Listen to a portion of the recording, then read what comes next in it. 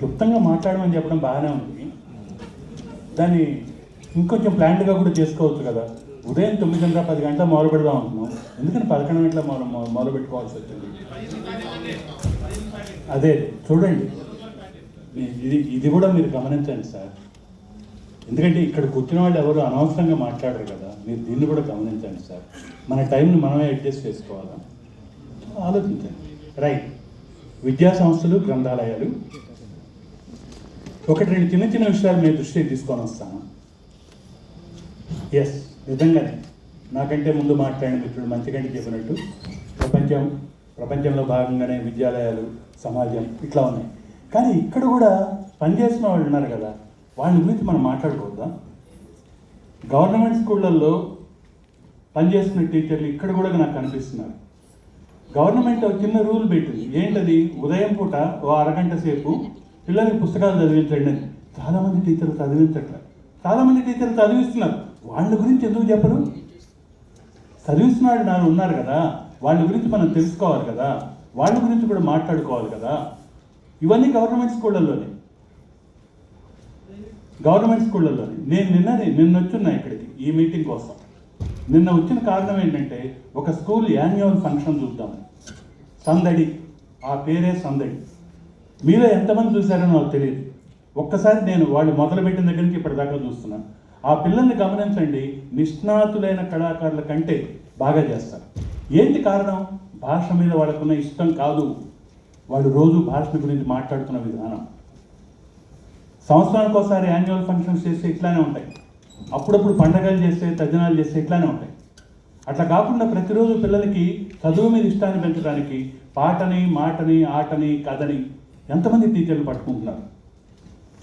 ఇప్పుడే మన మిత్రుడు చెప్పినట్టు ఎంతమంది రచయితలు. ఇక్కడే ఒక అమ్మ ఉంది, విశాఖపట్నంలో మేము 2 సార్లు వెళ్ళాం.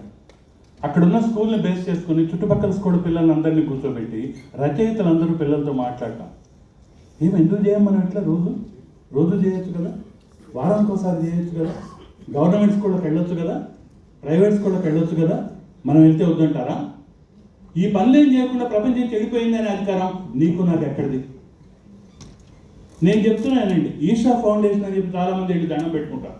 అక్కడున్న లైబ్రరీ 4 అంతస్తుల లైబ్రరీ, 3 స్కూళ్ళు ఉన్నాయి.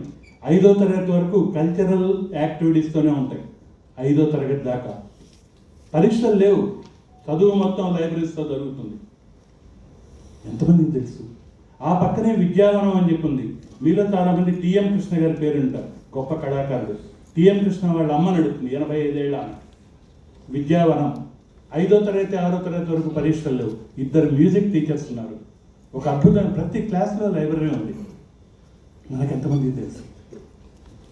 ఇక్కడ తేజ విద్యాలయ కోదాడ పక్కనే తేజ విద్యాలయ, దాన్ని నడుపుతున్నాను ఒక పెద్ద పోలీస్ ఆఫీసర్, 3 జిల్లాల అధికారి. ప్రతి క్లాస్లో లైబ్రరీ ఉంటుంది. ఆయనకి ఇష్టం ఏంటంటే క్విజ్ నడపడం. ఇంటర్నేషనల్ లెవెల్లో, ఇంటర్నేషనల్ స్థాయిలో క్విజ్ పోటీలు పంపిస్తారు ఆయన పిల్లల్ని. ప్రతి చోట ఈ పిల్లలు గెలుస్తారు. వాళ్ళ పిల్లల్ని షోలే స్కూల్లో ఇట్లాంటి చోట చదివించాడు ఆయన. ఇవాళ అబ్బాయి ఈ ఫౌండేషన్కి, అజీంజీవి ఫౌండేషన్కి అబ్బాయి బీఈడి కోసం వెళ్ళాడు. వాళ్ళ అబ్బాయి, ఒక అమ్మాయి షోలే స్కూల్లో చదివింది. మనకి తెలుసా? ఇంకా మన పక్కనే ఉన్న మీరు అభ్యాస స్కూల్ గురించి ఇప్పుడే చెప్పారు. క్లాస్లో లైబ్రరీ ఉంటుంది, చిన్న పిల్లల చేత పుస్తకాలు రాయిస్తారు. నేను లైబ్రరీ గురించి మాట్లాడలేదు సార్, చిన్న పిల్లల చేత పుస్తకాలు రాయిస్తారు. చిన్న పిల్లల చేత ఒక సబ్జెక్ట్ ఇచ్చేసి, ఒక చిన్న మాట ఇచ్చేసి, ఎవరి పుస్తకం వాడలే, ఆ కాగితం మీద ఎవరి పుస్తకం వాడలే, ఆ పుస్తకాలు మళ్ళీ చదువుకుంటూ ఉంటారు. అది తెలుసా? మనం చూస్తున్నామా? పక్కనే ఉన్న అరవింద దాదాపు 70-80 పుస్తకాలు తీసుకొచ్చారు. ఇంకొంచెం డిఫరెంట్గా మాట్లాడుకుంటే మన 2 తెలుగు రాష్ట్రాల్లో గత 3 ఏళ్లలో 460 పిల్లలు రాసిన కథల పుస్తకాలు వచ్చినాయని మనలో ఎంతమందికి తెలుసు? సార్ ఇవన్నీ నేను గొప్పవాడిని, నాకు తెలుసు అని చెప్పడానికి వల్లూరు శివప్రసాద్ గారు, వీటిలో చాలా భాగం మీకు కూడా తెలుసు. ఎవరు అరవింద స్కూల్ వాళ్ళు వేస్తున్న నాటకాలు అట్లాంటివన్నీ మీరు కూడా దాంట్లో ఉన్నారు. ఈ నాటికలు లేకుండా, పాటలు లేకుండా, కథలు లేకుండా అప్పుడప్పుడు సంవత్సరానికి ఒకసారి పాటలు పాడిస్తే పిల్లల్లో కల్చరల్ ఎఫెక్టివ్నెస్ వస్తుందా? అది స్కూల్లో భాగంగా రావాలి కదా, ఆ పని మనము చేయాలి కదా.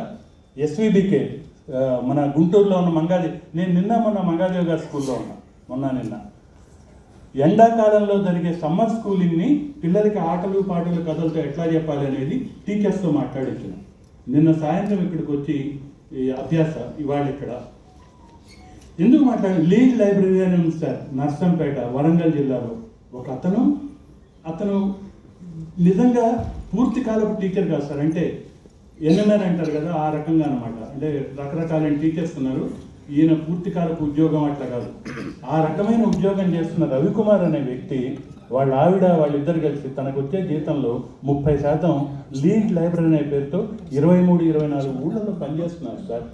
ఎవరు చెప్పారు సార్ వీళ్ళకి? వీళ్ళందరినీ మనం మాట్లాడుకోవద్దా?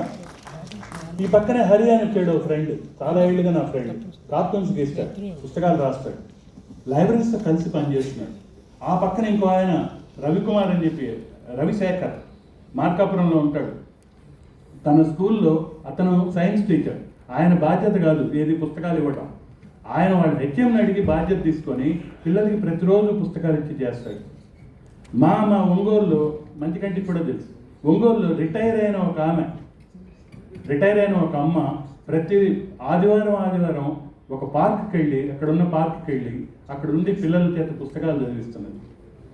మనకు ఎంతమందికి తెలుస్తారు? మనం ఎంతమంది మన పిల్లల దగ్గరికి వెళ్ళి కథలు చెప్పడం, కథల్ని డ్రామాలు చేయించడం? సార్ పిల్లలకి భాష రాకుండా ఏ సబ్జెక్ట్ రాదు సార్. భాష రావాలంటే అడ్డదోవలు లేవు. తెలుగు టీచర్ ఒక్కడు, ఇంగ్లీష్ టీచర్ ఒక్కడు చేస్తే భాష రాదు. భాష నాటకాల్లోంచి వస్తుంది, పాటల్లోంచి వస్తుంది, కథల్లోంచి వస్తుంది. చాలాసార్లు ప్రూవ్ అయింది. ఇట్లాంటివన్నీ మనం కూడా చేయాలి కదా సార్. రచయితలు, లైబ్రేరియన్స్ మా దగ్గరికి వస్తే మేము చేస్తాం. చాలా చోట్ల మేము దగ్గరుండి చేయించుకుంటున్నాం. కేవలం పుస్తకాలు, ఇప్పుడే మంచికంటే గుర్తు చేశాడు, చాలా కరెక్ట్ అయిన పదం. పుస్తకాలు తెచ్చుకొని వాటన్నింటినీ పిల్లలకి ఇచ్చి నెలకోసారి పోటీలు పెట్టచ్చు కదా, పిల్లల యాక్టివిటీస్ చేయించవచ్చు కదా. ఏ గవర్నమెంటల్ వాళ్ళు అడ్డం పడ్డారు?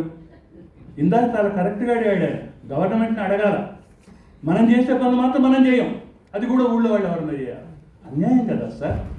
నేను కోపంతో, కుళ్ళుతో, కడుపు మంటతో చెప్పట్లేదు సార్. ఈ పనులన్నీ మనం చేయాలి కదా, ఇవన్నీ మనం చేయొచ్చు కదా. ఒక పైసా ఖర్చు లేని పని సార్. చాలా ఏళ్ల క్రితం నాకు ఇంకా గుర్తుంది, నామని ఇన్ని పుస్తకాలు తీసుకొచ్చేసి 5 రూపాయలకి ఒక పుస్తకం అమ్ముకుంటూ తిరిగాడు, ఊరూరా తిరిగాడు. ఈ పనులు మనలో ఎంతమందిని చేస్తున్నాం సార్? మనకి ఎంతమందికి తెలుసు?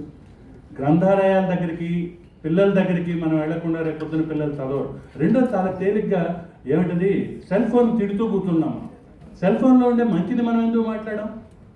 వాటిలోంచి వచ్చే కథల్ని అట్లాంటి వాటిని మనం ఎందుకు చెప్పాం? చాలా చిన్నది, హరికృష్ణ ఇక్కడే కూర్చోన్నాడు, 100 కథలు అని చెప్పేసి దేశం మీద వదిలేడు. ఎంతమంది టీచర్లు వాటిని ఉపయోగిస్తున్నారు మనకి తెలుసా? ఇవన్నీ ఆలోచించండి సార్. ఇవన్నీ నేను రికమెండేషన్స్గానే చెబుతున్నాను, వీటిని ఆలోచించండి సార్. చివరిగా ఒకే ఒక్క మాట ఏమంటాడంటే మనిషికి ఇలలో వెలసిన గుడే అక్షరం, మనసుకు వేసిన ముడే అక్షరం, అనురాగం పంచు అమ్మ ఒడే అక్షరం, సిరులు పండు మడికి గుండె తడే అక్షరం, అక్షరం అదే ఆర్ణవం అంటారు గంటేడు బాగున్నాయి. ఆర్ణవాన్ని పిల్లల దగ్గరికి తీసుకెళ్లకుండా ఎన్ని ఉద్యమాలు చేసినా కష్టం సార్. శివప్రసాద్ గారు మీకు కూడా తెలుసు ఆ సంగతి. నాటకాలు వేయించాలి, పిల్లలు వేయాలి, పాటలు నేర్చుకోవాలి, కథలు నేర్చుకోవాలి. అంటే మన లైబ్రరీ కల్చరల్ సెంటర్ కావాలా?